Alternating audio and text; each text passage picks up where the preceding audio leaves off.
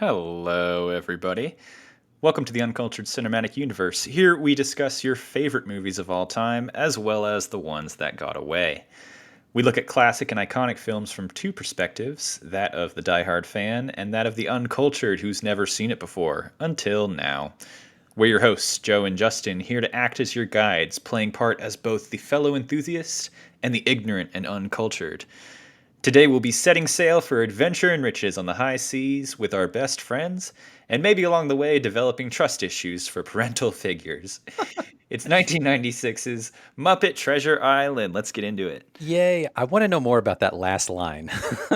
Trust issues with parental figures? Is it because Tim Curry turns out to be the bad guy? That's exactly why. How many? Okay, so Muppet Treasure Island. Muppet Treasure Obviously Island. based on Treasure Island, which is based on Robert Louis Stevenson's brain. How Correct. many iterations of Treasure Island have you viewed or consumed? Have you ever read the book or anything like that? No, and so I'm very surface level familiar with Treasure Island. Hmm. I don't know how much of it is rooted in fact or fiction, that kind of stuff. This is a very specific call out in memory that I have specifically around this movie. And it involves you. I think this was like 2 or 3 years ago when we were working in person. Remember those days when we were used to work in the same building For those who together? don't know, Justin and I used to work together. As if you couldn't infer from what I was talking about. I like Um, to I like to let the viewers know. yeah, we got to let them know. So uh, at that time, Ryan and I were watching Black Sails, a premium television, I think it's on Showtime. That's the Stars show, right? Yeah, I think it was, yeah, Stars or Showtime, one of those. Game of Thrones style, a The lot busy of one. sex and boobs and wieners and sword fights and stuff like that, but it's around the story and the lore of Treasure Island, which I didn't know at the time. I was just like, "Oh, cool, it's a pirate show." And Ryan had seen it before and she's like, "It's really awesome." I made her watch all of Game of Thrones and she's like, "Cool, now we're going to do the same thing with Black Sails." So I remember we were in the office one day and we were just talking about whatever we're watching. And I was like, "Yeah, we're watching this show called Black Sails. I don't know if anyone's ever seen it before." And Joe, you go, "Is that the one with like Billy Bones and stuff?" And I was like, "Oh, have you seen it? Have you seen it? Because there is a character in there called Billy Bones. It's cool. Have you seen it?" And you're like, "No, I haven't seen it. The only I only know Billy Bones from Muppet Treasure Island." And I was like, "Okay, all right." Having seen Muppet Treasure Island, you can understand how I would immediately make that connection. The way that these Muppets say Billy Bones. Billy Bones. But Oh, yeah, Billy Bones. considering the compendium of everything surrounding Treasure Island, Hmm. I haven't touched on a whole lot of books or media or stuff like that. This one and Black Sails have been my only touch point. And actually, incidentally, you and I talked about this earlier today about different various Disney movies and DreamWorks movies. One of them being Treasure Planet, Hmm. which I had never seen before, and it just hit me today. I was like, "Oh, is that even based on Treasure Island?" And you said, "Oh boy, it is, but it's in space." So Treasure Planet, we're absolutely going to have to do as a little mini episode at some point as a Yeah, follow up to this because it is this same story. This is kind of the classic pirate story for me. yeah, Anytime there's a X marks the spot type map where treasure is buried on an island, you could even call it Treasure Island. It's always stemming from this story for me, in my opinion. yeah. So Robert Louis Stevenson writes this in the late 1800s. As far as I know, I don't know how much he's pulling from historical fact, for the names of these people versus they're just purely fictional. But there's been multiple iterations of this story through the years. It's been a movie a million times. Obviously, there's the Muppet version, and there's the Disney version, which they set in kind of a alternative, futuristic timeline, but it's in space, but they're still on a ship with sails. Like that's as much as I'll say. But like the Okay. way that they do it is very interesting. Yeah. Like, they're dealing with a lot of the same type of stuff that you would deal with at sea, but it's literally just like space, and they just don't really comment on the fact that like there's no air.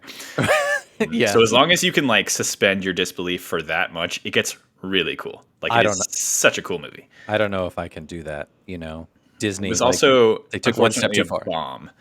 Yeah. So it kind of led to the death of 2D animation across the board. But I understand that it is kind of like a sleeper cult hit that like there yes, are like hardcore stands for that movie. So yeah, I'm excited to kind of do that one. Um, I love Treasure Planet, and like kind of circling back to where we started, like every iteration of the story has that Jim Hawkins character and the Long John Silver character, of the eponymous uh, fish restaurant. Um, yeah. and I was waiting for that the whole time throughout the movie. I was like, when does he go and start a restaurant and franchises? I was waiting for it it. starts on that island at the end.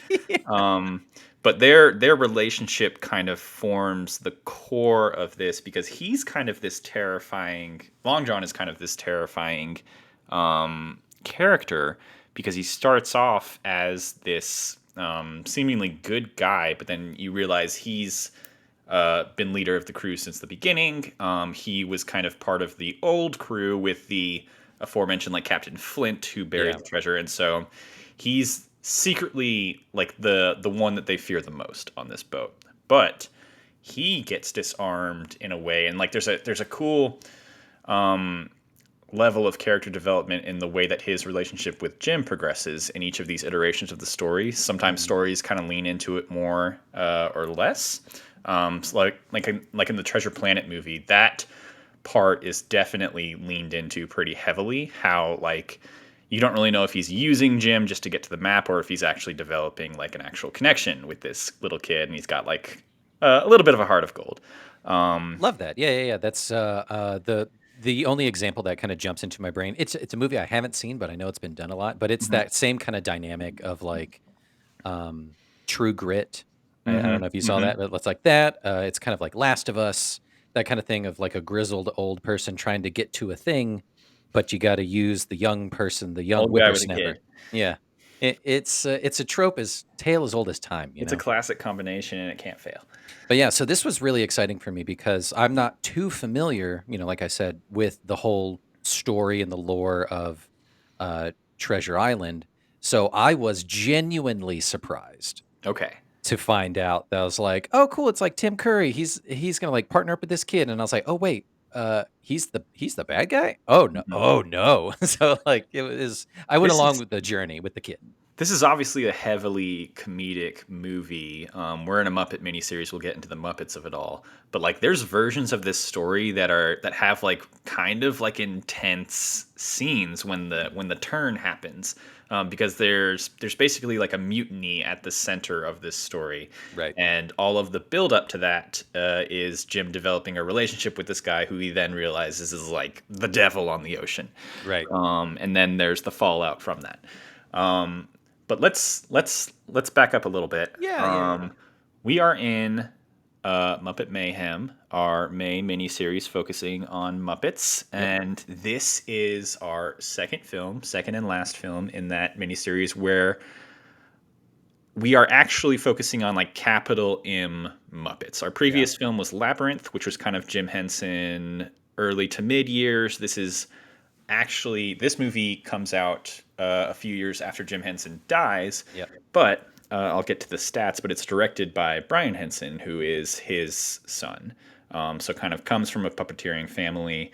I think Brian Henson also directed the Muppet Christmas Carol as well. Yep. So this movie kind of exists at a cross section of Jim Henson's no longer directing, but his son is taking over, and then also like the Jim Henson Company is slowly but surely being acquired by Disney, and Yep. you can maybe see that evolution happen, where you have the Muppets existing on the Muppet Show and then into Sesame Street. And then once they get into theatrical films, there's kind of like a trilogy of Muppet movies released in the late 70s and 80s, Mhm. where it's the Muppet movie, Great Muppet Caper, I think, and then Muppets Take Manhattan. that are more original stories centering around these Muppets. And then as you get into the 90s, they become more parody stories. And Yeah. so you get like Muppet Christmas Carol, Muppet Treasure Island.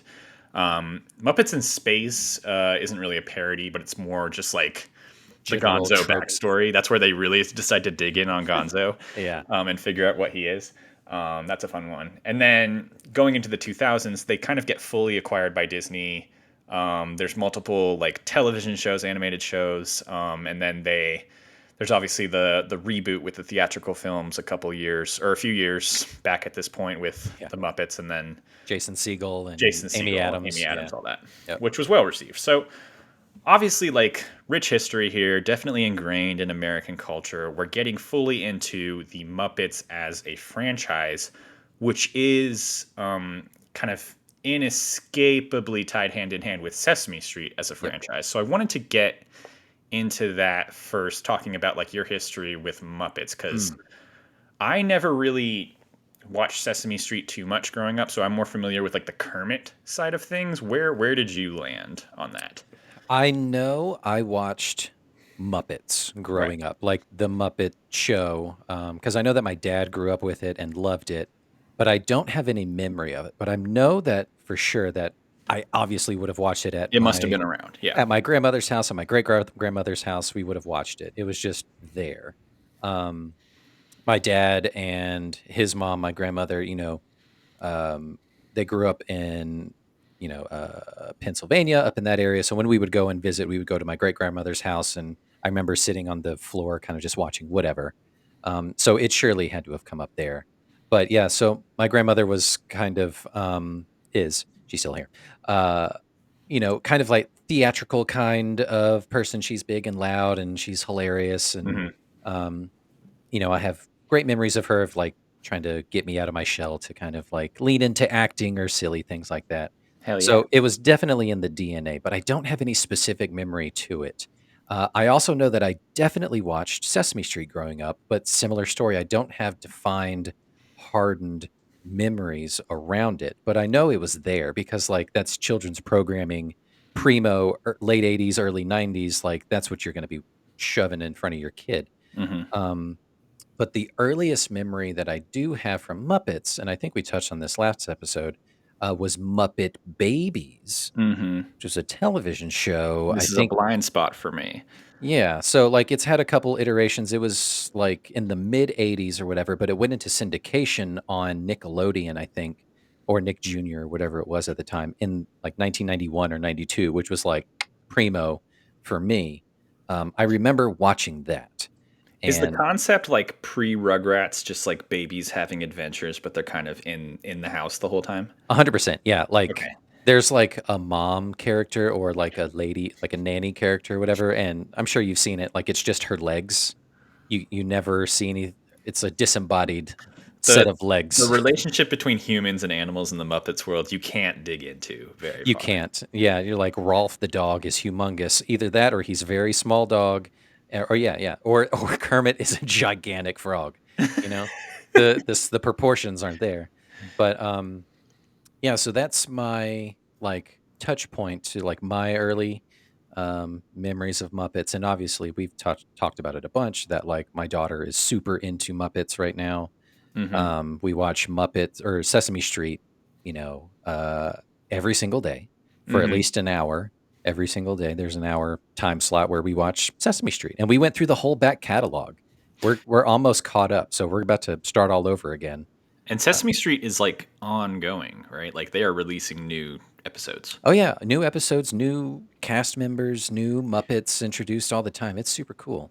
This But is, I mean, this is what I always wonder. Like, what is the crossover between Muppets and Sesame Street? Like, do any of these characters ever make it onto that show? absolutely there has it hasn't happened in a long time, but like in the 90s, Kermit would show up. And in Hmm. the 80s too, Kermit would show up every so often and do he would show up as like a news reporter on There's Sesame the gif Street. of him with like the K and stuff. Yeah. Like he's It's doing letters. yeah, it's great. He shows up every so often, but he's like really the only one that kind of bleeds into it. Hmm. I don't know if the opposite is true. I don't know if any of the Sesame Street gang has ever ended up in on the Muppet stage, as it were. Well, I wonder if like Tim Curry or Kermit the Frog was top billed on this movie on like the call sheet. You know? Yes, I Yeah. know. Who got the bigger trailer? Who definitely did, who got their own kind of like concessions kind of a thing, who walked away with the bigger paycheck, right? That's what I'm curious for. But like another thing I definitely want to talk about is the sheer excitement in Ryan's voice when we were concepting out like we're going to do these themes, for this for 2023 and this kind of stuff. And we're going to land on maybe we'll do Muppets and she was like, "Shut up. We're going to do Muppets. That means we get to watch Muppet movies all month long." And I was like, "Yeah, baby, of course." And it's she is so excited. Like I legitimately have married a Muppet. Uh, Has what is her experience with Muppets? Had she seen Treasure Island? Oh yeah, she's seen all of these prior to, and she's the whole back catalog Okay. of all the stuff, and she is the one who has the hardened core memories of like, oh yeah, I remember watching Sesame Street all the time growing up and all this kind of stuff, and the Muppet Show and all this. She knows all the songs, and she dances like a Muppet, and it's the Mhm. cutest thing, and I love it so much. It's like cool Pixar. I mean, like you guys give off like a cool Muppet energy. It's like kids, but with a little bit of edge to it. It's funny. Yeah, it's definitely like kid presenting, but like if you listen, there's like some good adult jokes in there too. Oh, there's a dick joke in this movie that I want to talk about, and I don't know if you missed it. I probably did miss it. Yeah. But yeah, so the Muppets, I never really watched the Muppet Show entirely, but like from what I understand, like that was like a prime time, like just variety show, like Saturday Night Live. Like it wasn't shown in the morning on like the Kids Hour or anything like that. Like they would have guests on and do sketches. Yeah, I'm pretty sure I've heard my dad like recite to me like, "Oh, I remember like the first episode of Hmm. when it came on and it was mind-blowing because nothing had ever done that before." Yeah, And I was looking online on it, and like the way they describe it, in addition to sketches, is like burlesque style comedy, which makes so much sense. Like how there's such a mixture of just like singing and dancing, but also just like the way that they move is so expressive, and their bodies as puppets are so much a part of it. I know it's so great. It's genius. And that's the thing that I keep coming back to. Mhm. And I touched on the last episode is just like, sure, yeah, it's for kids or whatever. And it's rudimentary puppetry, whatever you want to call it. It's felt and whatever. But it's still really impressive the way that they're able to emote Yeah, and, get all these kinds of complex emotions and stuff across from just like this simple lifeless thing. And it's really, really impressive. it is impressive. I mean, if you think about it, like aside from like the cartoon Muppet Babies and maybe some of like the Disney Channel cartoons these days, like Muppets have retained puppetry and physical media in a way that like other franchises maybe haven't. Like these days, if a kid's franchise is getting remade, it may be more animated, it may be like 3D, it looks like Frozen or something like that. Yeah. Whereas the Muppets have been able to show success with puppetry, which seems old fashioned in a way that like keeps that going into the 2020s. Like it Yeah. puppetry is alive and well because of the Muppets, even though you can literally see the strings in this movie, which I love. I know, it's great, right? See, Joe, like this is what we missed out on by not going to the Center for Puppetry Arts in You're gonna Midtown hold Atlanta. this over my goddamn head again. I know, because there's like the history of or puppeting is, Mhm. it's as old as civilization, really. It's making shadow puppets on cave walls It's using it's Play-Doh. fire, like, yeah, right. It's Play-Doh. And that's why I think it has it's lasted the test of time because it's something that kids and anybody can emulate themselves in their room Mhm. after they watch. You can't emulate a cartoon or a transformer or hop into a Barbie's Corvette in your room. Like you can pretend in a cardboard box, but like you can make your own sock puppet, Mhm. right? And have a conversation with it. I mean, like I think that's the magic of it.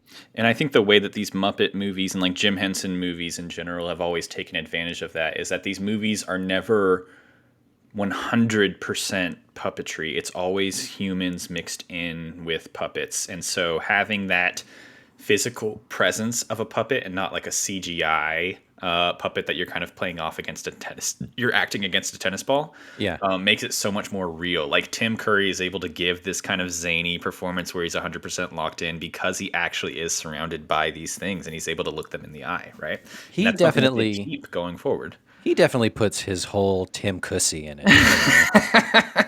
I love his performance in this. To bring it back around, Mm, like that's always something that I've that stands out to me. Like now, modern times, watching even older Muppet pieces, television movies, or yeah. whatever.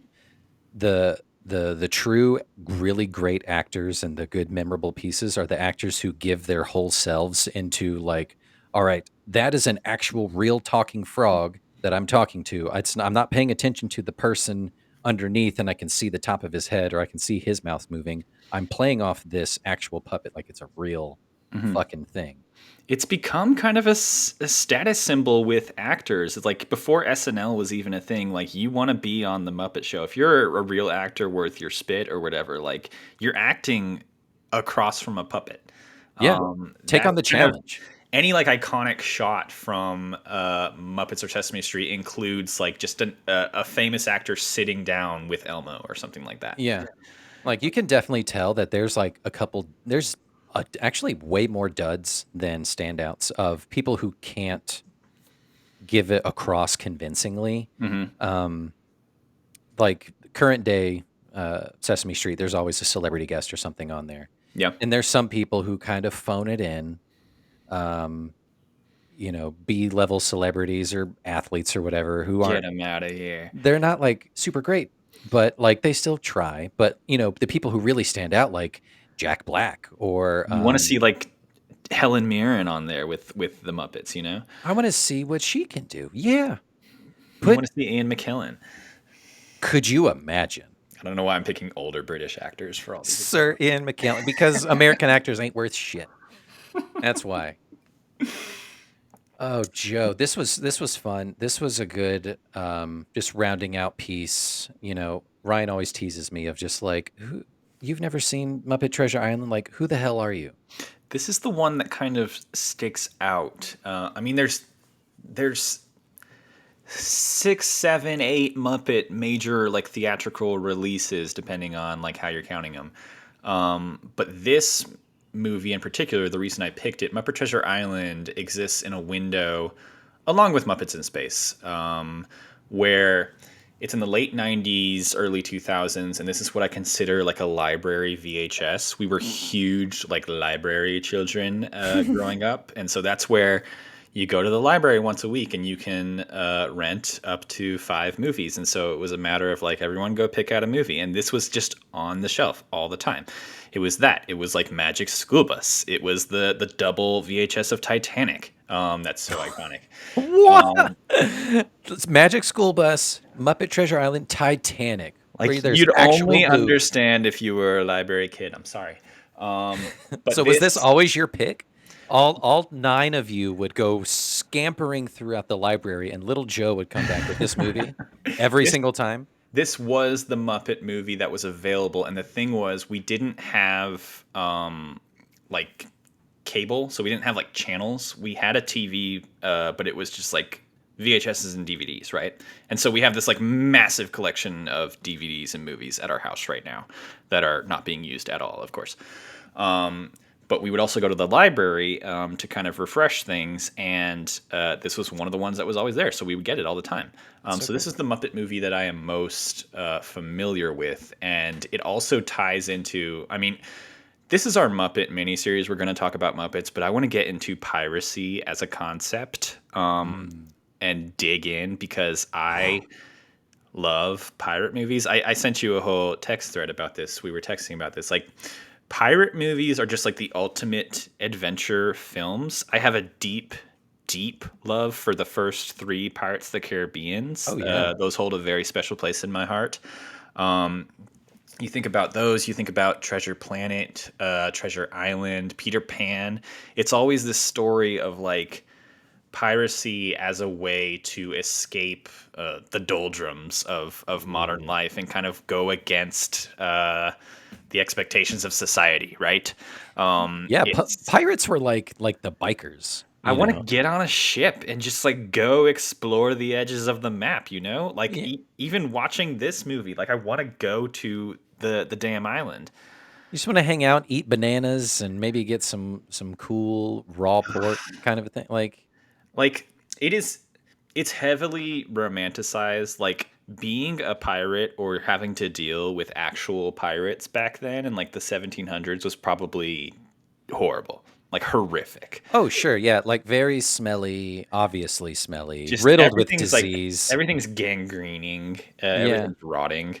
Um, yeah. but they were probably having a great time. Is They the were loving it, just sailing on the high seas, getting sunburned and not even really caring, hmm you know, hmm just shoe bag leather, just ripping over the ocean, just having But just just guys being dudes. the swashbuckler genre is one of my tops. It's very important to me.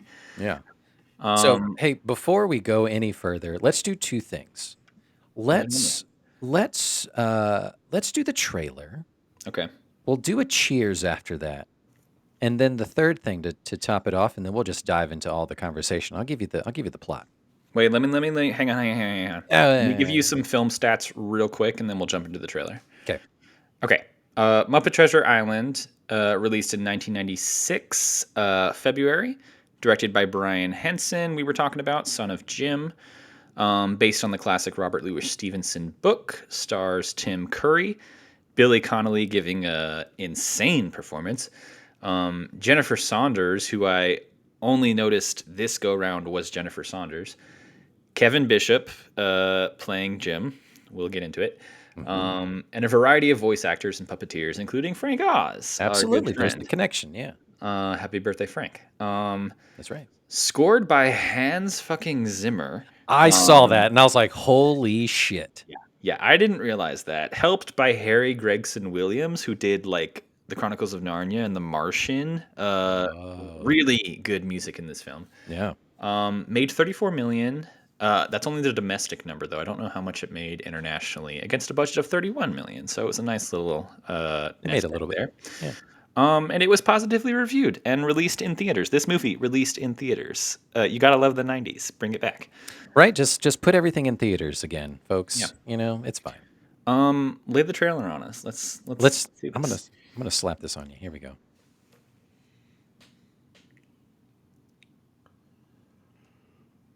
And we don't have audio. Well, you know, if you can just imagine there being a trailer in that spot. Okay, we're gonna show the trailer, and Justin's going to narrate what is happening in the Oh, trailer. here we go. I love that idea. Let's do that. Let's Okay. try this one more time. All right, so it's a sunset. Oh, and they show the treasure at the beginning. Anyway, so there's some pirates on a boat. Oh, and there's some treasure chests, and there appears to be an admiral. Oh wait, nope. It's just kidding. It's Captain Smollett. It's none other than Kermit the Frog, unfurling the sails, and he's like, "Hey, we're gonna go on an adventure." And there's Jim, and he's like, "Yeah, I can't wait." And Gonzo's turning the thing, and Rizzo's just there for fun. And oh, there's Billy Bones, and he's talking about something, and Tim Curry's laughing, and he doesn't have a leg. He only has one leg, and he's like, "It's not a big deal. I'm going to own a restaurant one day. That's fine." And there is Gonzo just having a good time. Oh no, someone has a sword to Kermit's throat. There's Fozzie being a typical Fozzie. I don't remember this scene. That scene was cut. Oh, and some crazy pigs are stomping around, and they're all tied up. And who's it going to be? What's the big reveal? They're having some riffing back and forth, and wouldn't you know, it's Miss Piggy in all her glory. And Kermit is takes a big gulp, and oh man, she's gonna smack the shit out of him. And yeah, it's great. He hits a gong, and he says it's an old girlfriend. It's hilarious. And then they break into song and adventure and whimsy. There's Sam the Eagle. There's a fun dance number. And let's see. There's Beaker and Bunsen. Again, more adventures of a boat on the out in the ocean. Puppets flying everywhere. Tim Curry can't believe it. There's a crustacean and there's a pig and a frog hanging out, and they're fighting. They're beating up people, and she kisses him. How fun! And that's the one that does him in. Muppet Treasure Island, coming to a theater near you. 1996, folks. We'll we're gonna run some polls, but this may be how we have to do trailers going forward. We'll see how that plays with the audiences. With the folks. Yeah, let us That was know. incredible, Justin. Well done. Can that can Um, that be considered my plot as well? no, no. Okay. That was a description of scenes. You're gonna give me an actual plot, which we can knock out. Are you improved out, or are you ready to give a plot description? Dude, I'm never improved out. Yes, and. Hell yes. Yes, and me, daddy.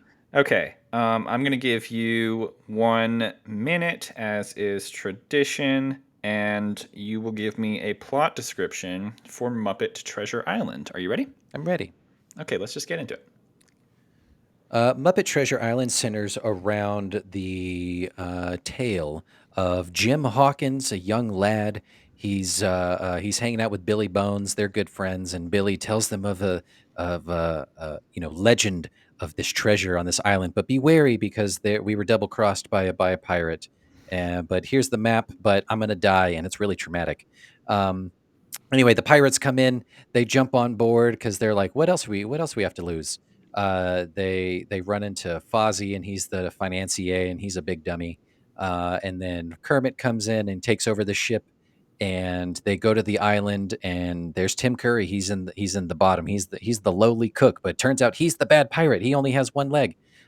So then they get to the island, and he double crosses everybody. They try to find the treasure, but it's not there. But turns out the treasure and Piggy was there the whole time, and they maroon him. There is a mutiny, and everybody wins at the end. Honestly, I know you were so close to saying the real treasure is the friendships we make along the way. the heartbreak that comes in too of the friendships that you bear, but that one friend turns out to be just a shisty pirate. It's a deceptively hard plot to summarize. There's a lot of back and forth that happens in like the last 30 minutes of this movie that is almost 2 hours long. It was a long movie. We had to It was watch a it over long the course movie. of 2 nights. Yeah. But yeah, I think you got the bones there. Pretty much like we were talking, like pretty much every version of this story follows that structure, right? Hmm. So Jim gets a map. Pirates are after it. The pirates are part of the old crew of Flint, who hid the treasure and then killed all the people who helped him dig it.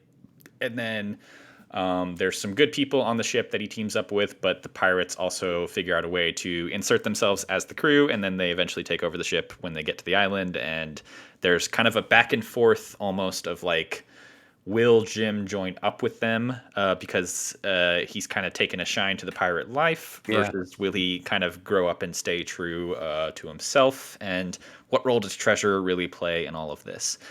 I Because know, the right? treasure as a concept is, it's a weird kind of MacGuffin. You never you we see the treasure in like one scene, but it's always almost something that they're just constantly chasing, right? Yeah, I forgot about it until the very end. I was like, oh yeah, Right, you there's never really treasure. think about like what are they actually going to do once they have the treasure? Like how do they sell this? Like in so many of these pirate movies, like the treasure is the goal, but you can't like eat gold. So like what are we Yeah. doing with it? Is there a Yeah. market that we're going to get rid of all this? Where does the treasure come from? Hmm. All that stuff. And it's simple and you don't have to worry about it, and that's why I love these movies. Yeah, they just take you along for the adventure, and you're there for. And as a person who had never seen it before and was also not very familiar with the story, Mhm. I went along with the adventure, and I experienced the double cross and you know the the kind of like Vader, Luke Skywalker kind of betrayal at the end, and there's like join me kind of a thing, like we can be pirates, Jim, come on. It's these themes of, the call to adventure versus the dragging down of responsibility, and which way are you going to go to as you come of age. It's very present in a lot of these classic works. I love how you are first and foremost experiencing this iconic piece of literature as a Muppet movie. Yeah, right. Um, Well, I mean, honestly, the cherry popping actually happened with Black Sails. To be frank about it, is I there a did. treasure in Black Sails? Like, is that the basic concept there? So we didn't get that far into it, but it is the general basis around the whole lore. Hmm. There is like you find he's kind of like a not Jack Sparrow. Game of Thrones. He's Blackbeard, Jon Snow. He's kind of Jon Snowy. Jon Snowy. Okay. He the early years of John Silver, Mm-hmm. before he's long John Silver. He still has two legs, kind of a thing. It's his backstory, and it's the whole like conquistador stuff and the historical pieces and the British and all that. And we didn't get too deep into it, but yeah, there's Blackbeard and all the other big name pirates. There's a bunch of, and I learned this from Ryan too. So it is Treasure Island, but then there's also like sprinkled in like real life pirates. Mm-hmm. I think Calico Jack is one of them, who was a real pirate, plays a role in the story, and there's a couple other people that like play a role in it, and it's really cool. But we didn't get Yeah. too far in it, but that was kind of my first introduction. I was like, oh, okay, Treasure Island, I've heard of it, but I don't really know the story. I mean, there's a lot of pirate lore to build from that actually like historically happened. I think Pirates of the Caribbean does that to an extent too. Yeah. Like they eventually introduced Blackbeard as like an antagonist in one of those movies. Is Um, that the one where it turns out it's the guy from the Rolling Stones? no, that's his dad in Pirates of the Um, Caribbean, so that's like a sparrow. But Blackbeard comes in with the Penelope Cruz movie, where like he's her dad. It's they not a lost great me. one. They lost me, and I have seen the first two or three, Yeah. but they're all one big movie to me. The first three, like, definitely have their faults. I get people's complaints with them because they're like so up and down and heightened and stuff. But like, they at the very least are a solid trilogy. Like, there is a start and a middle and an end. And then they just kind of tacked on one-off movies, which I don't think are as good. They kind of did the Fast and the Furious treatment, which I haven't dug into either. What So are you talking about? Fast and Furious is a very precariously knitted together tetralogy of movies. What do we call it? What do we call a a, 12 series movie? a dodecaology. Dodecology. Yeah, It's been planned since the beginning, so read up yeah, on it. I will.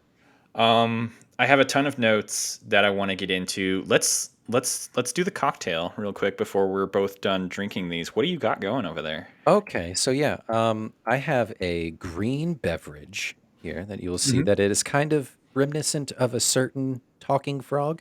Oh, it's very Right? pretty.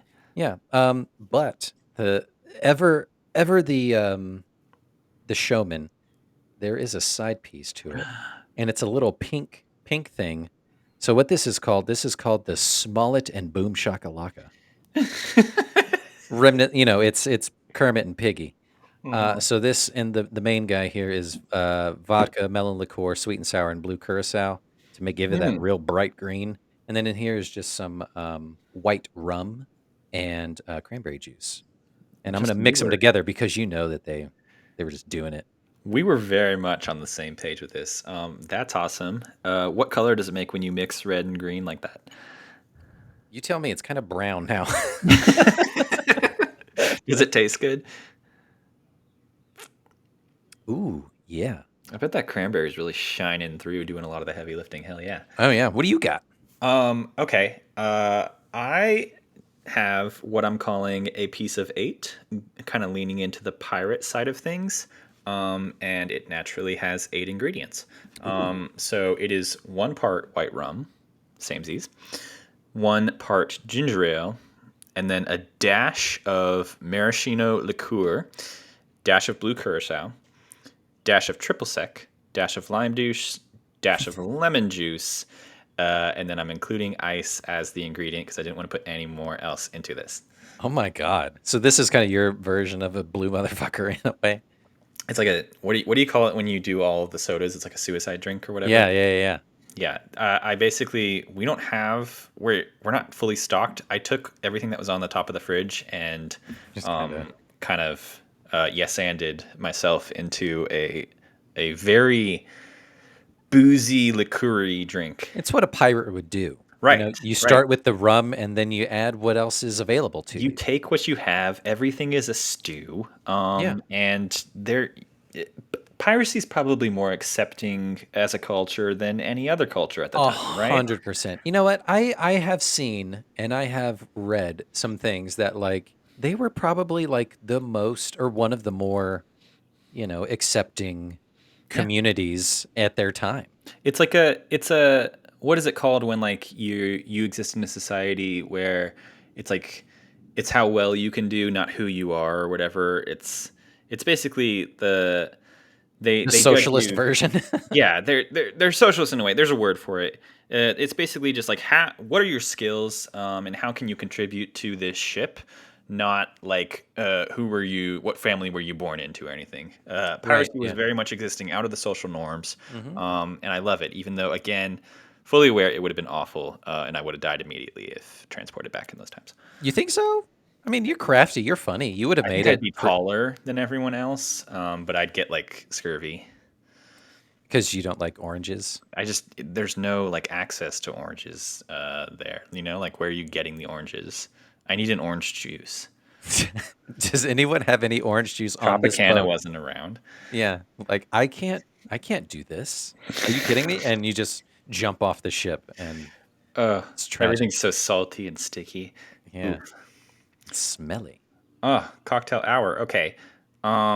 Let's talk through kind of the finer points of this plot. I want to talk about so when you talk about like the framing of a Muppet movie, we've talked about how it's a very clear mixture of these classic Muppet characters playing different versions of themselves, and then like newer human characters who are also playing in this same world as them. And it's not really commented on that like some of us are puppets, some of us are human. Like it's kind of just like this is an accepted reality.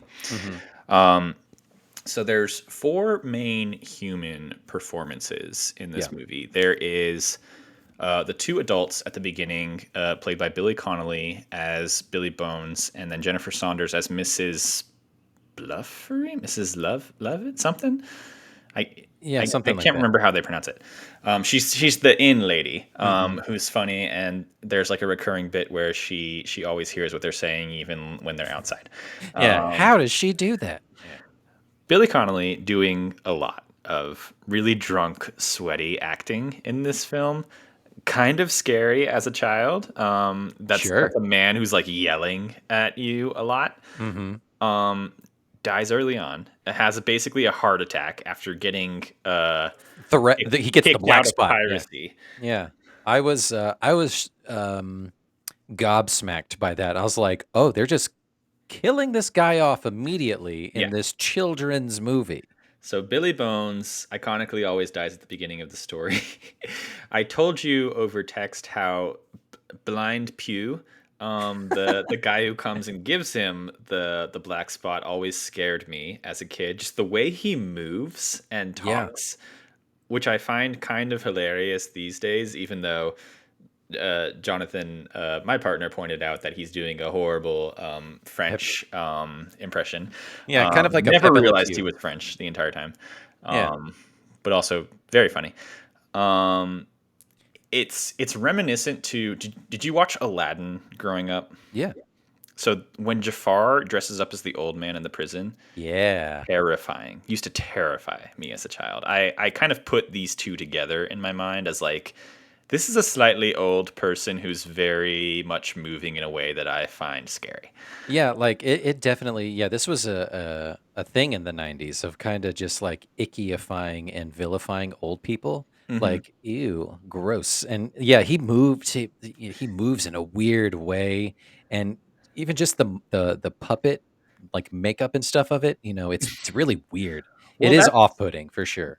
it's kind of the thing that we noted in our Labyrinth episode is that the these Muppets haven't been fully Disneyfied just yet, and so some of these Muppets are just like they're fucking ugly looking and they're dirty and like they got like rotten teeth and stuff, and like it's not pristine, it's not Pixar at this point. And that was kind of the Muppet signature where a lot of these pirates look like shit, Yeah, it's a little scary. bit. Who's the one who's got like there's a pirate on the ship that has like a big nose and he's kind of has like boils on his face and Oh, the random green guy. yeah, they're leaning hard into the ickiness of it. We got we got to run down the scene where they randomly have the roll call on the ship and he announces like 20 different pirate names. That's one of my favorite spots It's good. where they go from like what is his name? Like old Henry, older Henry, dead Henry, or whatever.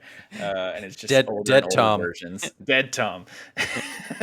They killed Dead Tom. Clueless Morgan, the goat thing. Yeah, so good. um, That's good. yeah. So we have this inn as the first set piece, where we're also introduced to our Jim Hawkins, who is always the protagonist of Treasure Island.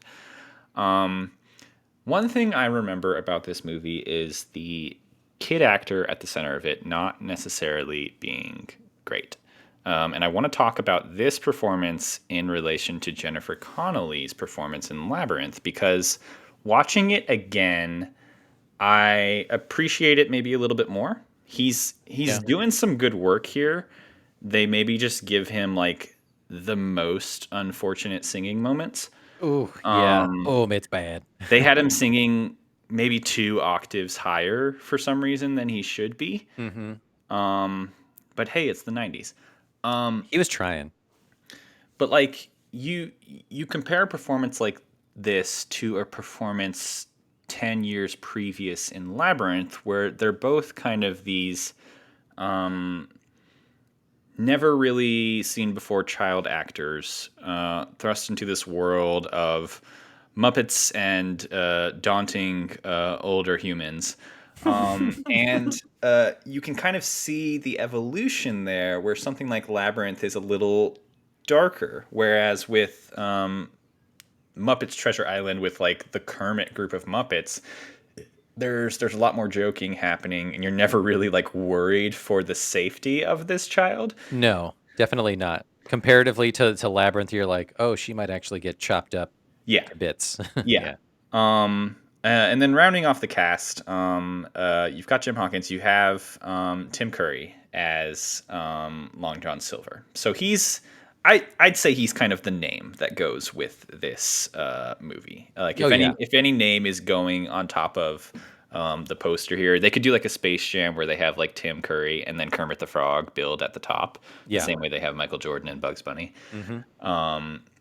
So what I think everyone has kind of a Tim Curry entry point in culture. What would you Hmm. say is yours? What's your history with Curry?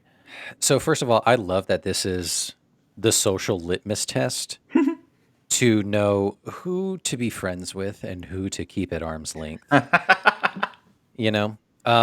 So I do love that this has become a thing. I wholeheartedly, when I pictured my earliest memory of Tim Curry, I have two. Uh-huh. Um, the main one that I saw over and over and over a bunch of times was from Home Alone 2, where he's the hotel manager or concierge, whatever it is in that role. I watched the movie a ton, and he's hilarious in that He's role so good in that. as kind of like a barrier, sort of like not quite the main antagonist, but a barrier for Kevin throughout that whole Him movie. trying not to cry after Catherine O'Hara slaps him in the face is so good. It's comedy gold. Yeah, oh man, the facial expressions that man can command is great. Hmm. A second to like, but barely, and I'm pretty sure I saw this way before Home Alone 2, but I didn't know that this was Tim Curry at the time. But have you ever seen the movie Legend with Tom Cruise from 1986? I think No. Wow, no. we're gonna add that to the list because that movie fucking rules. But he is plays a character called Darkness. But Oh wow. he's dressed as like the devil, right? You've seen the pictures, I'm sure, of like he has like these giant horns and he's red, but he's ripped and he has like cloven hooves. Like it's amazing. The prosthetics and stuff. I gotta look this up. He looks incredible. But that is that is probably my check mark earliest memory of like that's the first thing I saw Tim Curry in. Hmm. Um, but I didn't even know that that was him.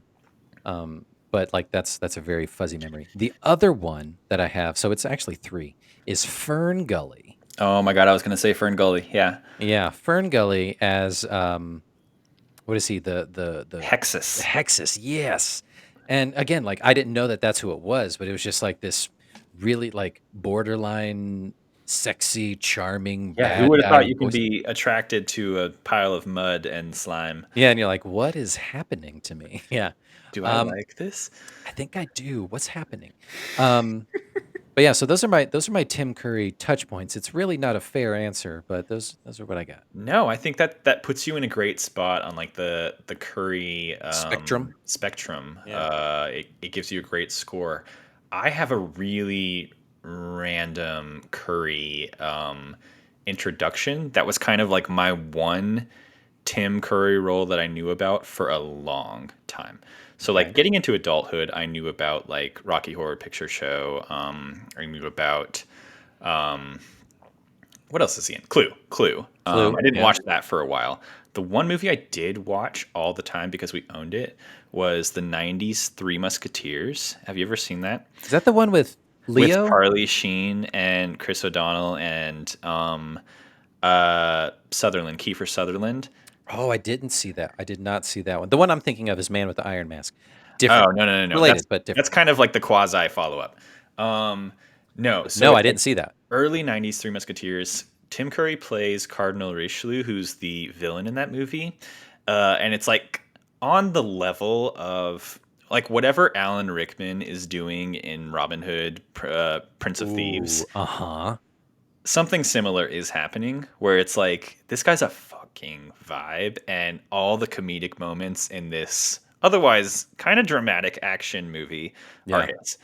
Yeah. um he's so funny, he's kind of terrifying in certain moments, but he's got these one liners, he's got this weird kind of Jeff Goldblum-esque sexual energy to him, but also like you can't really pin down if he's like attracted to everyone or no one. And Yeah. so having that level of like mystery is such a great thing to bring to a movie like this where he has to play a pirate that has like an intense level of theatricality to him, Mhm. but also can in a heightened state form this like actual emotional connection with this kid, right? Yeah. He you can tell some of my favorite parts about this movie, other than like the Muppet bits where it's just like just the two of them, you can tell the parts where he's almost close to kind of breaking and like relating to this kid on his level Yeah. when they're talking about like the stars and stuff, and he teaches them how to use the North Star. Mhm. And that's something that shows up in pretty much every iteration of this story is Silver kind of growing fond of Jim against his best wishes, right? He Yeah. can't help it. Yeah. Um, But yeah, it's definitely attributed to Tim Curry being able to command the screen mhm. and the scene. Because like we said, Jim Hawkins, the kid actor, isn't as strong as we would like him to be, especially in the Mhm. musical moments. But um, in the scenes when they are together, like you said, he obviously brings out some of that the just natural childlike innocence and things like that kind of disarms and brings and knocks down John Silver a level. Mhm. um and I think it's really great, and like you said, like those are really good scenes together. And then like when he's at the height of like just campy Long John Silver, it says something when you're in a movie surrounded by Muppets and you're one of the most just expressive characters in the movie. Yeah, I the Everything on his face is just wide open. the note that I had is just like his only number, is so good. It is exactly that. It is when they get to the island and he lands on the island and all the riffraff join him, and he like finally like lets down his hair, and he's just like, yeah, I'm Long John Silver. I'm this He's badass he's the pirate. captain. I'm so cool. And that's when he starts to strut a little bit, and Mhm. that's when the charm level turns up a lot, and it's he's like, yeah, I was a bad guy all along, Jim. Like, sucker. You suck, man. I'll touch on the dick joke here. Then we might Oh, as hit well. me. I missed it. So Miss Piggy comes into play. It's so funny that she is the stowaway.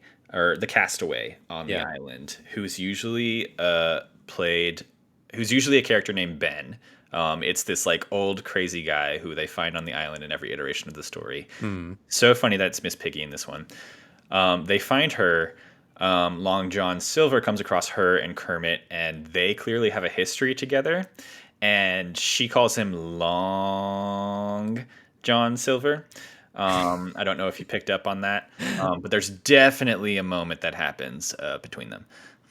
I believe it, and I can't believe I let that one wash over me. Yeah, Yeah, yeah. Um, Miss Piggy, she well, can get it. let's get into the Muppet side of things. Obviously, the highlight of this movie is the fact that it is a Muppet movie, and so that comes with kind of all the zaniness. We talked about how this era of Muppet movies is more like self-referential and like parodying rather than being like an original movie. I did love that about it. So you touched on it, like how the original trilogy and earlier movies were original stories and that kind of stuff, and moving them along as characters. Whereas in this era, the '90s that we're in with these movies, they're doing, you know, building off of IP and that kind of stuff. It becomes more Mel Brooksy. Right. And they call it out specifically when they showed the Swedish chef. They're like, "How else did you think we were gonna get him in this movie?" And it's this fun guessing game of like, how is, this character gonna show up in this They story and how are they gonna play that kind of character? It's great. they reference the fact that they're in a movie comedically several times. There's several like classic Muppet cameos where I gasped because I forgot that they were Muppets. The Swedish Chef, I think I screamed out loud. The band, Dr. Teeth, and Yeah. the guys, that was Electric fun. Mayhem. Yeah. I also love, I always laugh that there's kind of a side plot of like a modern day rat cruise happening. That was my Um, favorite part, honestly. just like on the sidelines of everything. Like there's this pirate story happening, but then there's these rats that are just on a cruise on the ship. And so they'll like jet ski by, or they'll be like having dinner theater off to the side. It's great. Yeah, the one of my favorite ones is that they were walking onto one of the sets and there's like, "Over here, folks, over here on the There's a set of tour guide going through. Muppet Treasure Island. So line up here this way." Hilarious. That was one of my favorite things. Rizzo the Rat has always been one of my favorite Hmm. characters. Hmm. He plays the same kind of character in any movie that he's in. He's always kind of deadpan and kind of breaking the fourth wall a little bit Yeah. with the audience. I think he got the line of like, "Wow, that's pretty dark for a kids movie." Like When the guy dies. yeah. When I like how they typically pair him and Gonzo up, at least in these 90s movies. So you got like in Muppet Christmas Carol, I think they're the narrators. I Yep. need to go back and watch. Yeah, Gonzo In is Dickens. Right.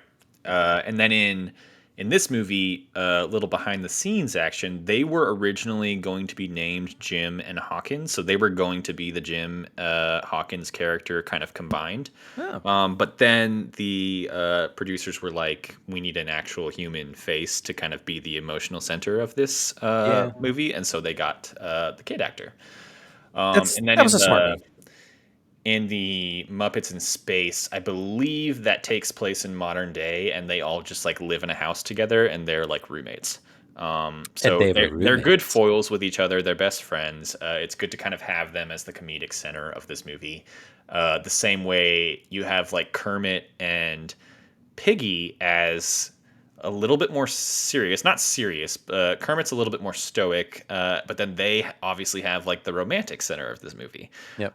which always takes you off guard. This frog and this pig, completely different sizes. You never see them together, and yet they have this undeniable attraction to each other, and these like love ballads that they always burst out in every movie. It's insane. Yeah, it's so funny. Like I genuinely I keep coming back to like the genuine excitement that I had going through the story because I was just like, "Oh yeah, shit, I forgot about Hmm. when is Miss Piggy going to show up?"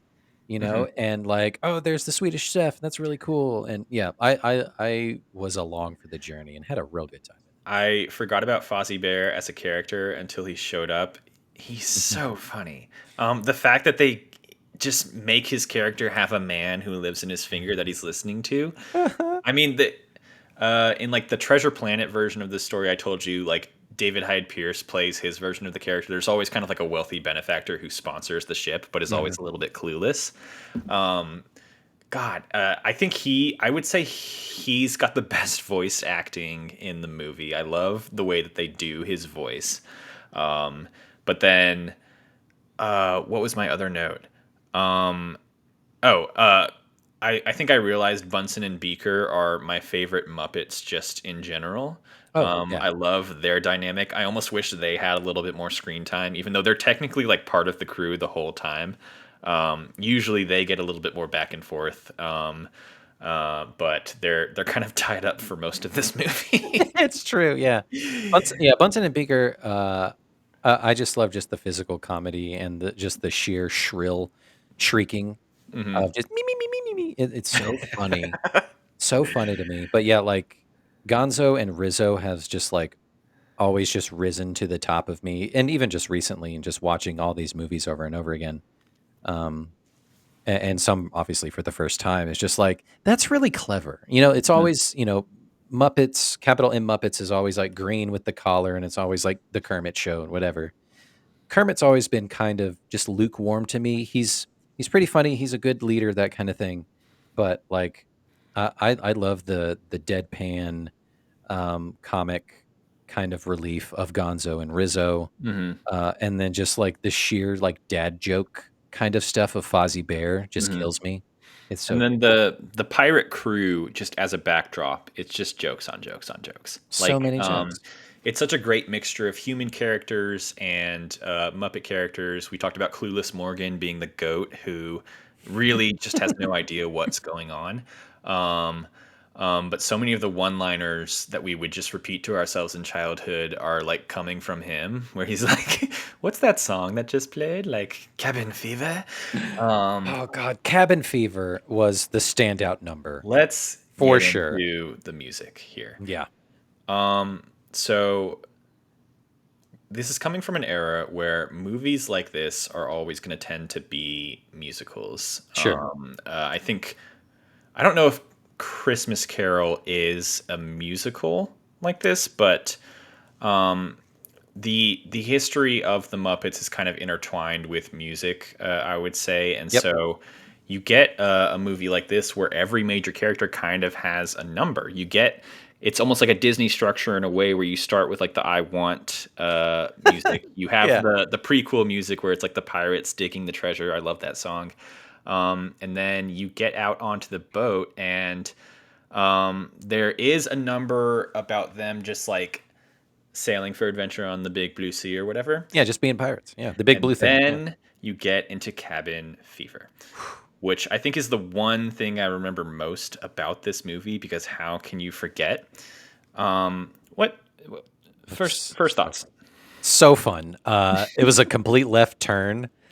I was like, "Oh yeah, that totally makes sense." They're out on the ship for a while. They're kind of starting to be loopy and losing their mind. What's going to happen next? Going a little sun crazy.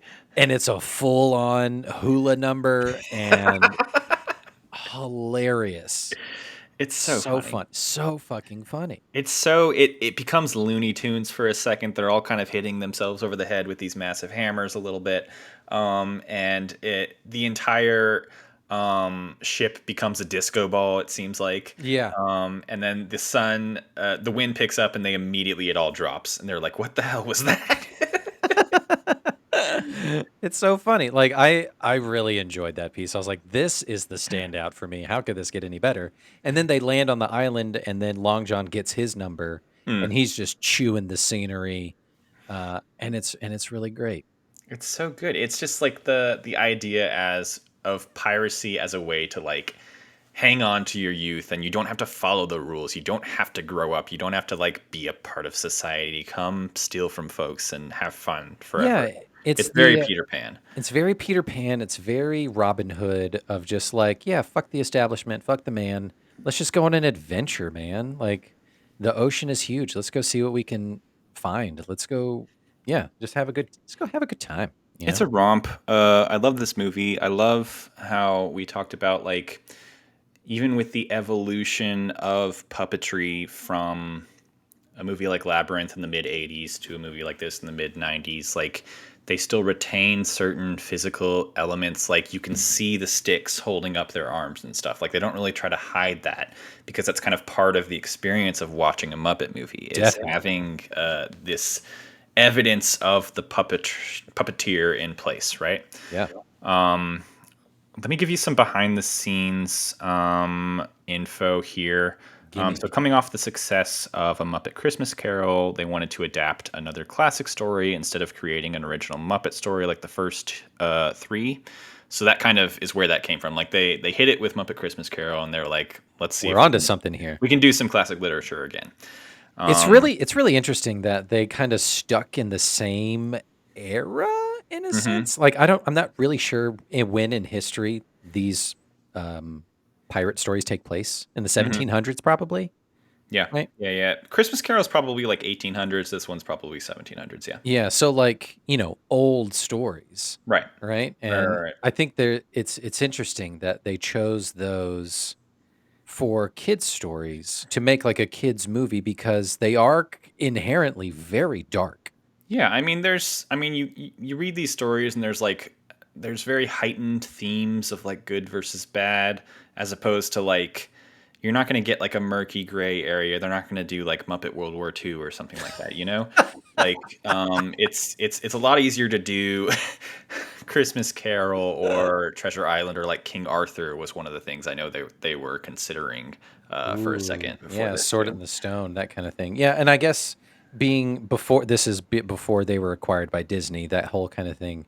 The uh shit, what is it called? It's not the intellectual property, but it's the what is it? Copyright, The copyright stuff of like where like Winnie the Pooh just came into public domain, right? public domain.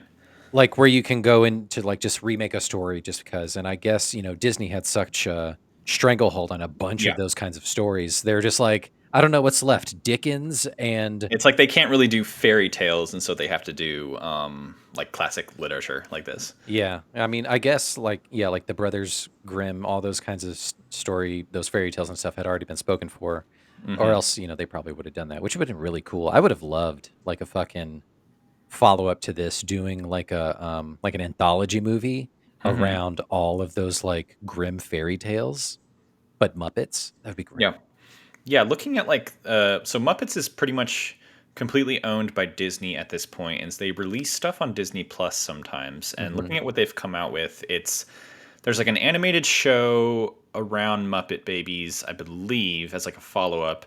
They're releasing like a Muppet Haunted Mansion, so it's a lot of like existing IP that they are Right. Muppifying, basically. But there was also like a show that they came out with about 5 years ago that was like an actual prime time show that was a mockumentary, and it was Yeah. like The Office. It and that show is great. They Yeah. only they only had like one or two seasons, and it was genius. And Yeah, they yeah, yeah. I've never watched an episode, but I've watched like compilations that are funny. if you loved 30 Rock, Hmm. but I've never seen 30 Rock, but I know you have. You've never seen 30 Rock? I've never seen 30 Rock, not even a lick. Um, Oh, Justin. That's what this show is. It is like The Office. It is like that. It is, a workplace comedy kind of thing, Hmm. but Muppified. But it also feels like the original Muppet Show, where they're like putting on a show, and It's a Kermit show is. about a show. Yeah. Yeah, it's so great. It's really genius the way they did it, and it was so good. Yeah. I like these newer Muppet iterations. I like the newer movies that they've had, but there's something about these like 80s and 90s movies, almost in the way that like the sets are built and everything's kind of like crooked, and you can see it's very tactile. It's not clean or sharp lines or anything like that. Yeah. We talked about in like Little Shop of Horrors, our episode, how like there's some sets that look kind of grimy, but you still want to go there and like be there. Oh yeah. I want to go to all the sets in this movie. It looks like a theme park. It looks like it looks like they never shot a single scene in the outdoors, even though this entire movie takes place outdoors. It's all on like a soundstage. Yeah. Yeah. You can And tell. then they have like the exterior ship shots that they use on like actual water. But I love how everything is kind of canted a little bit. Everything's a little bit zany. Everything's a Yeah. little bit off kilter. Yeah, it's because Um, it's supposed to feel like I guess you're in a boat, but even still, like when they go to the office of like Fozzie's office or whatever, mhm, it's still like the walls feel like they're this way, and it's really wacky. But yeah, mhm. I would 100% love to go to a theme park based on Muppet Treasure Island.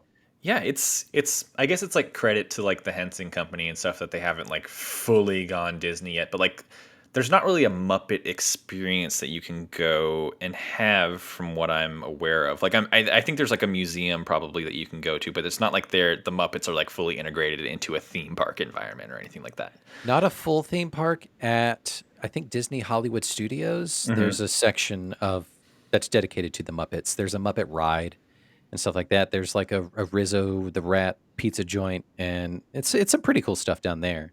I think they Uh, just stood the test of time. Like they belong to like us, American culture first and foremost before they're even a Disney entity at this point. absolutely, I totally Um, agree. so like they're more ingrained in history than just being a Disney IP.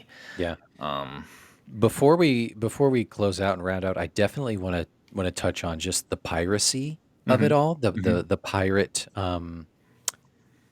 culture and how it impacts children like us growing up, us millennials growing up. Because there were definite pirate children, right? Uh-huh. There were kids who played pirate all the time, and there were kids who had a bunch of pirate toys all the time. Were Mhm. you one of those kids? Um, Somewhat. So I told you the story about how there was a Halloween where my family just went full pirate. I've talked with you about how I secretly have like 80 brothers and sisters. I have six brothers and sisters. And so it's a household of nine. We're living in the middle of Atlanta, Georgia, in like the suburbs basically, and we decided to like really go for it for the Halloween contest one year, completely deck out our house in like painted foam to make it look like a pirate ship. My dad's an artist, so like it actually looked good. And we're all decked out in like stripes and stuff. I told you, I think one of us was like a parrot on someone's shoulders if we were like small Yeah. enough. Yeah. And so very themed, very strong family unit held together. We didn't win because the neighborhood was rigged from the start. They Ugh. were never going to give it to us because we were too alternative and cool. But I think we won the popular vote that year. And so, Okay. Yeah. yeah, piracy as a concept, pretty big growing up. I think it's like you're saying, like you're a kid and you get to pick like one of five industries that you can just focus your entire identity around. Yeah. It's like I'm a pirate or I'm an astronaut. Um, Or cowboy or dinosaur or yeah, yeah, that kind of yeah. thing. We tended to pick the more like tactile stuff rather than um, like I'm gonna have a sword before I have a gun, if that makes sense. Oh yeah. I'm gonna have a Yeah. lightsaber. I'm gonna Mhm. have a cutlass or whatever.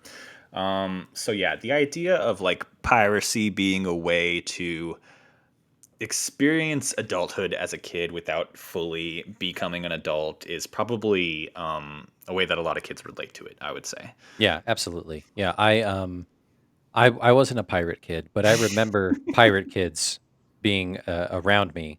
I remember going specifically to like a pirate themed birthday party, Uh huh. and this kid had like he had a tree house already, but they outfitted it to be a pirate ship. See, And I that's remember cool. thinking, that's really cool, but I don't think I would want that like all the time. I was more like Ninja Turtles and stuff like that. Like that's You're just kind of who I you were was. a little sewer kid. I was a sewer rat. Yeah. Yeah. But I remember friends, and it was always those were the more fun toys to play with, like the swords and the fake cannonballs and stuff Hmm. like that, and like swinging on the ropes, the rope bridges and stuff like that was way more fun than like playing with like fake toy guns, that kind of stuff. I think pirate ships are just like so easily translatable to playgrounds in a way. Like a playground can become a pirate ship more easily than anything else, right? Absolutely. It's very much like you're defending things, you're sailing to places. It's the most applicable genre to Yeah, childhood, I you're would say. just having an adventure, Yeah. and we talking about like Peter Pan and stuff, and watching movies like Hook. a bunch growing up. You Hook. know, that was another like early tactile memory for me of like, oh, piracy is actually kind of cool, I right? want to go rob some people. I want to steal. Yeah. I want to commit crime, but like get away with it. I want to commit fraud and tax evasion. How do I do that, Mom? Um, all right, we are coming to the point in the episode where I offer you a challenge in the form of a game. Should we get into it and then have some final thoughts? Yeah, let's get into it, and then we'll do our Jerry's final thoughts kind of a thing. Jerry's final thoughts. Yeah, Um, Jerry Springer. so we we're on kind of a trend right now of slightly easier games. I feel like our games got more and more intense up until about April. Yeah. And then starting with our previous Labyrinth episode, we're kind of taking an easier approach here. Hmm. So the game I've come up with is not necessarily point related. You can't really win or lose. It's more just Perfect. like an experience, right? I'm going to walk you through it. Yeah, I'm Um, definitely a participation trophy kind of kid. So yeah, let's do it. it's called Muppet Takeover. Why don't you play me whatever fantastic monstrosity you've come up with this week? So I was really excited because we knew we planned these episodes out, and you're like Muppet Treasure Island. I was like, I've never seen it. It's a pirate movie. Cool. I get to do a sea shanty. How fun! And uh, I admittedly had a little bit of help Hmm. from Chat GPT. Oh my God. Helped me with to kickstart the lyrics. I wrote. 2023, y'all. This is how we do it now on the UCU. Um, I still wrote the lyrics and the music and did everything, but yeah, this is fun. So check it out. So I let Ryan watch this last night before we went to bed, and she's like, "I have to implore that you do a vertical version to post on social media." Oh yeah, She's Ryan will be somewhat taking over our social media going forward. Yeah, she's going to be the social media coordinator because Congrats to Ryan. yeah, right. Yeah. Congrats, my dear. You get the promotion and everything that was promised. Because admittedly, Joe and I have kind of slacked off. But she's going to crack the whip. It's going to be great. The pirate whip. Here we go. Muppet Takeover. Here we go.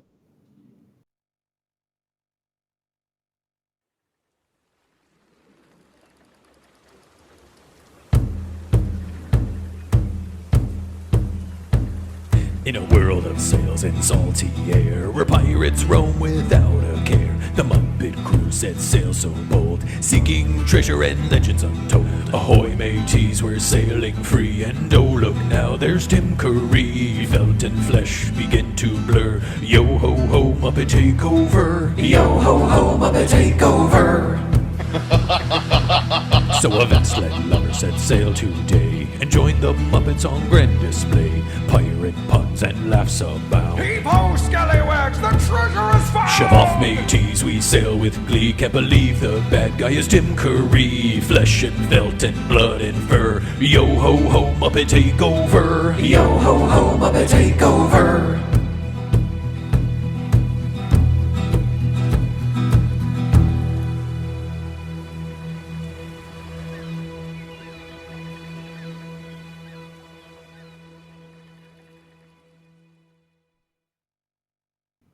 Joe, I Oh, turned this into Muppets. Justin, incredible. I'm going to need a PNG version of that.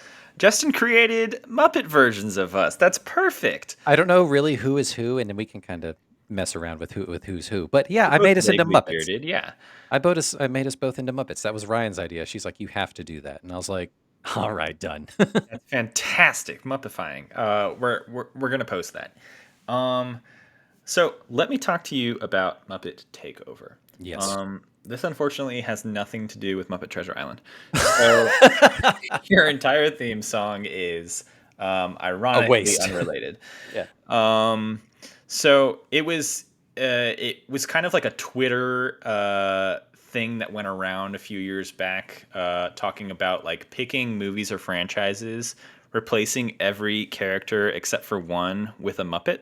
Yep. And that's what I'm going to do as part of this game. So I'm going to give you 10 movies or movie franchises, and you're going to tell me which character you would leave as the only remaining non-Muppet character in it. Okay, I love it. Everyone else is replaced with a Muppet. I love it. Ryan knew Okay. this was going to happen. This is amazing. Oh, yeah. And then, as just like an added little fun bonus, I will tell you the character that I picked, and we'll see how often we match up. This is great. This is just a fun conversation. So Let's do it. fun. Let's do It's it. bonding time. We'll celebrate how we're alike and our differences. Okay, so 10 movies in a row. You tell me which character gets to stay unmuppified. Okay. Starting with the obvious, The Lord of the Rings. Lord of the Rings. Everyone is a Muppet except Sean Bean. Oh, that's so fun. Because he's gone out of the first movie, and He then it's just all dies Muppets. surrounded by Muppets crying. Yeah. I picked Gandalf because I want to see him hurting a bunch of Muppets, and I want to see him like towering over them. Yeah, and then the scene where they wake up in Rivendell would be hilarious. Just little tiny hobbits. Yeah. Okay, let's keep it going. Pirates of the Caribbean. Pirates of the Caribbean. Just based off of what you know. Everyone is a Muppet except for Keira Knightley. Okay, nice. So Keira she's Knightley. like full on kissing a Muppet and secretly doing it on a beach, even though they don't show it. With a different Muppet. Yeah, it's great, hilarious. And so I guess another piece to this too. So like, who would be Captain Jack Sparrow? I It'd don't be know. Muppet Captain Jack Sparrow. Oh, I know, so but you're thinking like who of the Muppets? who of the Muppets? Oh, yeah. I mean, it would have to be like Kermit, right? Or is Kermit more of the what's the name of the drummer? Is it Monster? animal? Animal. Oh yeah, that's better. Monster. God. I picked Mr. Gibbs, who is the Jack Sparrow's first mate. Okay, yeah. The older Yeah. guy. Yeah. Okay, number 3, Harry Potter. Harry Potter. If I had to pick a movie, I guess we'll just go with the first one. No, the whole franchise. You can do the whole franchise. The whole franchise? Everyone except for Robbie Coltrane as Hagrid. Because he's kind of Muppety anyway. So everyone else is Muppets except for Hagrid. So like at the last movie, he has to carry a lifeless Kermit. A tiny little Muppet. You think Kermit's Harry? Yeah. I did a little twist here. I picked Harry Potter as the human character. You have Daniel Radcliffe the whole time. Okay. I think it's just Daniel Radcliffe surrounded by Muppets in this magical world. That'd be hilarious. And then Kermit can be Gandalf. I mean, Dumbledore. God. Okay. Number 4. Fast and Furious. Well, first of all, hold on. So then you have to watch Kermit like fall in slow motion. Yeah, to he'd his die. death. Hilarious. Fozzie is Voldemort. That's great. No, Fozzie's Snape killing him. Come on, Fozzie. Yeah, waka waka. That's part of the curse. Yeah. Waka waka. I hate. Okay, number 4, Fast and all right, Furious. Fast and Furious. I've only seen the first one once a long time ago. I don't know. Based off of what you know, Fast and Furious. Whoever Dom Toretto is. So not The Rock. What's his name? You think Vin Diesel should be the human? Vin Diesel is the human. Yeah. I was close. I picked Michelle Rodriguez as the human. Ooh, who's kind okay. of his love interest in that. Okay. I didn't know if she was his sister. No, his sister is Jordana Brewster. Oh, yeah. Okay. Everyone's kissing everyone in those movies, and everyone has a sister. It's about family, though. Yeah. Okay. When Harry Met Sally. Whew, this is fun because this is a UCU deep cut. Everyone's a Muppet except for what's his name? Joe Kirby or Bruno Kirby. Bruno Kirby. Yeah. I went pretty similar. I picked Carrie Fisher. Yeah, that's perfect. That would be great. You want the main couple to be Muppets in that case. You want them to be Kermit and Piggy, obviously. Oh God, yeah. Okay. You're gonna recognize the theme here. Pulp Fiction. Okay, so the ones we do. Okay. Sam Jackson is the only human. Sam Yeah. Jackson. That's the Yeah, only right answer. there's no way I'm taking away Sam Jackson from that movie. No, he would. Him delivering that monologue in the diner at the end to a Muppet while another Muppet holds up all the other diner patrons. It's so funny. So good. I love it. Doing a little switcheroo. The Princess Bride. Okay, so I know that this has also been hotly contested in the Twitterverse. The one that makes me laugh the most, I think, is Andre the Giant. I think similar to Hagrid, right? Just having him with Just a bunch of Muppets around him. tower over all the Muppets. Because I think the Dread Pirate is too easy. You want the princess. main romantic couple to be of a similar species. Yeah, like because you can easily see Kermit with the pirate, Yeah. sling, and like that's too good. And Piggy's the bride. Yeah. Yeah. I went similar again. We got a friendship thing going. I went with Mandy Patinkin. Yeah. Just him battling Kermit in a sword fight would be just fun to watch. It would be. It would be. Although I would now give that role to probably Pepe the Prawn. Oh yes, the large prawn. Yeah. So funny. Yeah. Um, You give my father, okay? It'd be great. All right, number 8, The Social Network. Everyone except Justin Timberlake's character as Sean Parker, because he gets to do a line of cocaine off of some Muppet's tummy at the end of the movie. Good. That's the right answer. I said everyone except just one of the Winklevoss twins. So it's still Armie Hammer, but like he has to play opposite of like his twin, and it's okay. So it would be Sam Eagle, right? Is his twin? Yeah. It gets really like existential. All right, going all the way back. The Devil Wears Prada. Ooh, man. See, because you really want Meryl Streep surrounded, but I think I have to go with. I got to go with Stanley Tucci. I went with Tucci too. Yeah, you got to go with Tucci. You got to go with Tucci. Okay, last one, number 10. The Dark Knight. The Dark Knight. Just for his reprisal, and he's familiar. Obviously, it's Michael Caine as Alfred. Oh my God, yeah, that makes so much sense because he's the main guy in Christmas Carol. I did something similar. I went with Gary Oldman as the Commissioner Gordon. Yeah. But I think both are situations where it's these old guys dealing with Muppet shit all around them. Yeah, just can't even believe it. Yeah. Yeah, like, yeah, I would have to be Fozzie, I guess, would be the Joker. Because he's the funny guy, you know? think Kermit's still Batman? Either that or Kermit is Commissioner Gordon and Gonzo's Batman. I could see Gonzo Batman. Yeah. Yeah, I would believe it. It's amazing. I could also see Piggy Joker. Like that's a world that I could see happening. Yeah, I don't want to see her blown up. Yeah. Yeah. Yeah. Oh wow. Now I'm thinking like Fozzie Two-Face. There's so many ways that you can go about this. Yeah, so don't forget, folks, to like, what is it? Like, subscribe, and Like, rate, review, subscribe. rate, like review, us. subscribe, do all that, comment, and then who would you put in those movies? You know? Yeah. Who would you change up and leave? Tell us how you would play Muppet Takeover, UCU edition. Absolutely. Justin, Muppet Treasure Island. Any last thoughts?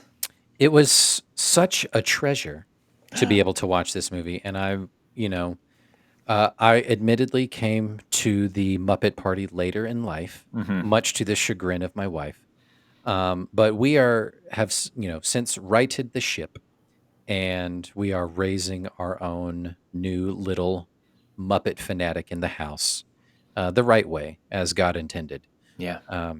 Yeah, and that's all there is to it. I had such a blast with this movie, like I said multiple times, because I wasn't familiar with the story, so I was just as surprised as everyone else was in 1996 when this movie came out. It's such a great time. I'm glad we got to have a little bit of a pirate corner, and I hope we keep the vibes going at some point with Treasure Planet, because that is something I really want you to watch. Yeah, we'll definitely try and weasel in like a mini-sode in the coming months to kind of tack on a lot of these pieces that we've talked about over several episodes. We have a lot of one-off ideas. Yeah. We do have some one-offs that we need to just connect the dots. So, real quick before we leave, so this is the end of the month. We're leaving Muppet Mayhem and we're getting into June.